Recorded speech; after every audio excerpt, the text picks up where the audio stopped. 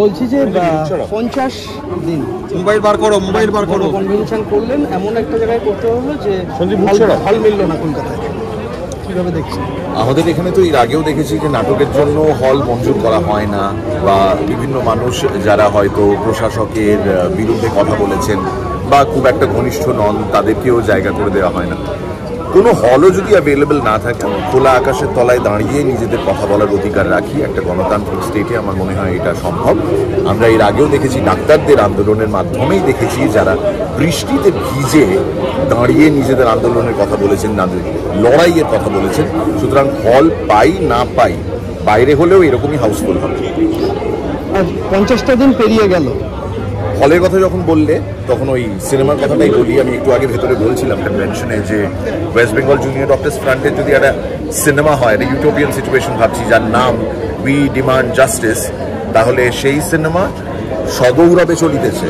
50 দিন অতিক্রান্ত। আমরা তো দেখি বাংলা সিনেমার ক্ষেত্রে পোস্টার পড়ে, কোনো একটি সিনেমা হয়তো 50 দিন অতিক্রান্ত, সেই সিনেমার জন্য সবাই একটা পোস্টার দেন এবং বলেন 50 দিন অতিক্রান্ত। 50 দিন লাগুক, 100 দিন লাগুক, 1 বছর লাগুক, যতদিনই লাগুক, এই আন্দোলন, এই লড়াই সগৌরবে চলিতেছে, চলিবে। একটি বাড়িতে শাঁখ বাজবে না, একটি বাড়িতে ঢাক বাজবে না, সেটা হচ্ছে অভয়ার বাড়ি। এই একটা বাড়ি যথেষ্ট আমাদের সবার জন্য। ওর বাবা মাও সেটা বলছেন, মাথা নিচু হয়ে যায় এটা ভেবে যে আমরা কি আনন্দে, কি ফুর্তিতে একটা নতুন জামা গায়ে দেব, যখন অভয়া, যার জন্য এই আন্দোলন, যার জন্য এই লড়াই, যার জন্য আমরা সবাই বলছি যে আমরা পুজোয় আছি, হয়তো উৎসবে নেই, কিন্তু ডাক্তাররা এর থেকে বড় উৎসব আর কি দেখাবেন? যে বন্যা যেখানে এরকম ভয়াবহ চিত্র ধারণ করেছে, সেখানেও তারা ছুটে গিয়েছেন এবং মানুষের সেবায় নিয়োজিত হয়েছেন। তো মানুষের জীবন বাঁচানোর এই যে উৎসব, এটাকে যদি আমরা উৎসব বলি, তাহলে ডাক্তাররাও উৎসবে ফিরেছেন, কিন্তু দৃষ্টিভঙ্গিটা একটু। সেটা নানান প্রতিকূলতা, নানান বাধা পেরিয়ে এগিয়ে যান এবং কিছু কিছু জিনিস তাদের আয়ত্তের বাইরে, তাদের হাতের বাইরে।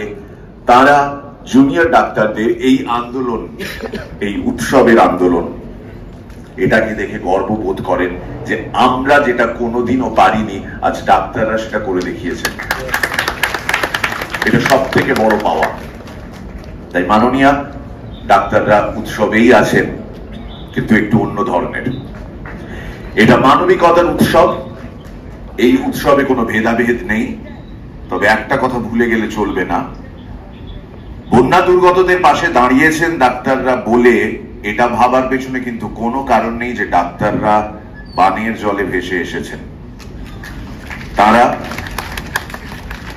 সংগঠিত, তারা যথেষ্ট সচেতন, এবং ভবিষ্যতে হয়তো আমরা পার্লামেন্টের মধ্যেও এই ডাক্তারদের প্রবেশ দেখতে পাবো, কারণ অন্তত সৎ বোধ বুদ্ধি বিচার ক্ষমতা শক্তি এই ডাক্তারদের রয়েছে, যাদের পেছনে কষ্ট করে আমরা গরমে, প্রচন্ড গরমে ভোটের লাইনে দাঁড়িয়ে ভোট দিয়েছি। তারা তো অ্যাকচুয়ালি কিছু করে উঠতে পারলেন না, অথচ তারাই ছিলেন আমাদের জনপ্রতিনিধি।